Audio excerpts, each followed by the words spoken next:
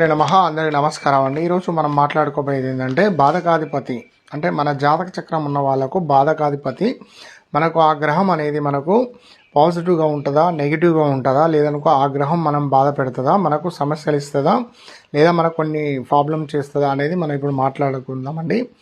బాధకాధిపతి అన్నప్పుడు ప్రతి ఒక్కరికి లగ్నం నుంచి 12 స్థానాలు ఉంటాయి. అయితే 3 అన్నట్టు మనకేంటంటే ఒకటి చరరాశి, స్థిరరాశి, దిశభ రాశి అని ఉంటాయి. ఈ 3 ఉంటాయండి. అయితే లగ్నం నుంచి లెక్క పెట్టుకోవాలి ఎవరిది లగ్నం అనేది. అయితే మనకు స్థిరరాశి అన్నప్పుడు దానికి బాధకాధిపతి ఎవరంటే 11వ స్థానం నిలుస్తుంది. మళ్ళీ మనకు స్థిరరాశి అన్నప్పుడు మనకు 9వ స్థానం నిలుస్తుంది. కొంచెం లగ్నం నుంచి లెక్క పెట్టుకోవాలి. మళ్ళీ మనకు దిశభ రాశి అంటే దిశభ రాశి నుంచి లెక్క పెట్టుకుంటే మనకు 7వ స్థానం నిలుస్తుందండి.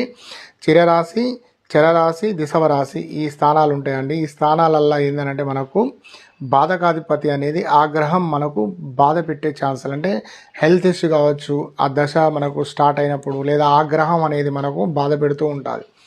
అయితే మనం ఏం తెలుసుకోవాలి, ఆ బాధకాధిపతి ఎవరో తెలుసుకొని దానికి పరిహారాలు చేసుకుంటే 100% మంచి రిజల్ట్ ఉంటుందండి.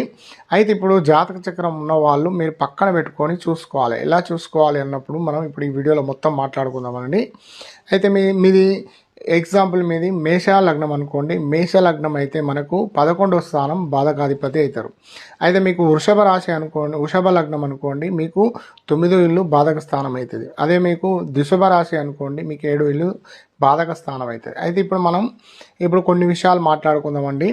అయితే ఇప్పుడు మళ్ళీ మనకేంటంటే త్రికోణ స్థానాలు ఉంటాయి. త్రికోణ స్థానాలలో వచ్చినప్పుడు మనకు అంత బాధ పెట్టదు అన్నట్టు.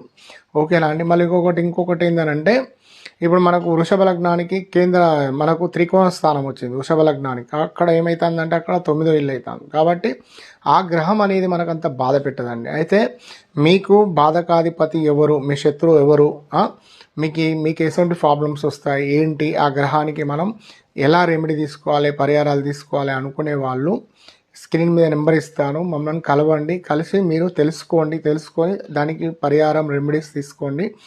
మీకు అనేది చాలా బాగుంటుంది. ఎందుకంటే ఆ గ్రహం అనేది మనకు బాధ పెడుతున్నప్పుడల్లా సమస్యలు, హెల్త్ ఇష్యూ కావచ్చు, లేదనుకోండి ఇంకేదైనా సమస్యలు వస్తాయి. అయితే ఇంకొక విషయం మాట్లాడుకుంటాం. బాధకాధిపతి అన్నప్పుడు మనకు ఆ స్థానంలో లేకుండా ఆ గ్రహం వెళ్ళి వేరే కాడు ఉన్నప్పుడు అప్పుడు కూడా కొన్ని మనకు శుభ ఫలితాలు కలుగుతాయి. అదేంది అన్నది ఈ వీడియోలో మాట్లాడుకుందామండి. ఇప్పుడు మనకు చరరాశి ఉందండి. చరరాశి నుంచి 11వ స్థానంలో ఉన్న గ్రహం వచ్చి మనకు 6వ స్థానంలో ఉన్న 10వ స్థానంలో ఉన్న మీకు శుభ ఫలితాలు కలుగుతాయి. మళ్ళీ మనకు స్థిరరాశి లగ్నం నుంచి 9వ స్థానం కదా, 9వ స్థానంలో ఉన్న గ్రహం వచ్చి 2వ ఇంట్లో కావచ్చు, 6వ ఇంట్లో కావచ్చు,